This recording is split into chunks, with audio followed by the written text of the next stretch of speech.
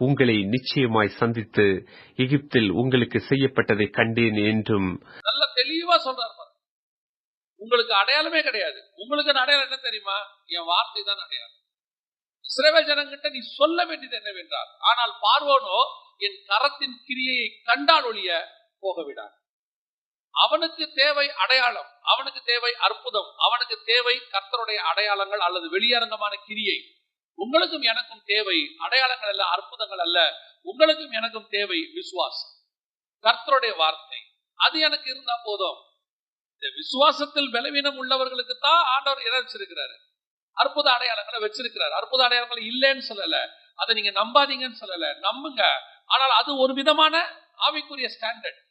ஒரு இடத்துல தாண்டி வரணும், ஒரு இடத்துல தாண்டி நீங்க வந்துடணும்.